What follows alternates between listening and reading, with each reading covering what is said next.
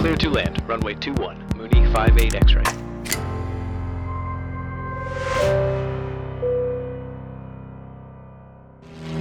Greetings from Galesburg, everybody. This is your captain speaking. Aviate Nate here, out on the ramp at Galesburg, and the plane is mine again. It has been here getting exceptional work done to it for the past month almost, and today we did all the paperwork and all the stuff, and 58 X-rays on me again. So I'm pretty excited to be able to say that at the end of what feels like quite a long journey. I'm loading the airplane now. Got a bunch of stuff in there. They gave me back a lot of the equipment that came out so I can make a little memorial kind of thing back in the hangar, as well as I have a bunch of stuff I brought with me. I probably fly with too much stuff. But anyway, all that has to find a space now, and so I'm working on that right now. My plan is to leave tomorrow morning as early as I can. They still need to finish up some stuff with my logbooks, so I'm slightly delayed getting out of here. But my plan is to make a video of my whole flight back, as much of it as I can cover, and show you all the new gear.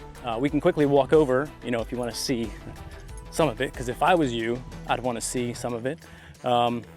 This is not the high definition version of this, and everything's off, but I got the two new Garmin GTN 275s. We replaced the entire vacuum system and took out a lot of the old instruments, keeping the airspeed altimeter turn-in bank and my OBS, which is attached to my radio. So I kept a secondary radio there with the KX 155, but I swapped out my GPS with the new 650, GTN 650, as well as the audio panel has become the GMA 345. Where's the transponder? Great question. The transponder is in the GPS. It's a 345 remote, so the transponder doesn't take up any real estate on the panel. Got my JPI there, which I installed back in April, but it is clean, it is beautiful.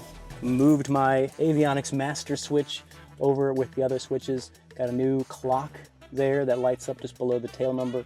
A panel has been powder coated and laser etched, and you know, all the stuff you can do to a panel. So a lot more to come on this. I don't even know if this video here is going to survive the editing room floor, because I just am filming this because I have filmed almost nothing from the entire trip. I've been living in a hotel, I've been working from the hotel. It's been just difficult to do it. So anyway, I'm glad to finally be near the end of this journey and about to fly the plane home. So just a quick look here at Galesburg.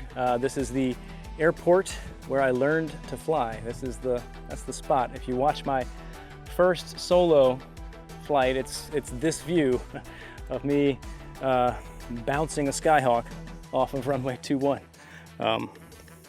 You know, I just think there's so much cool story in bringing this airplane that I now own back here for this upgrade. Cool. Footage here of this airplane and that airplane. That's right. And then these dudes.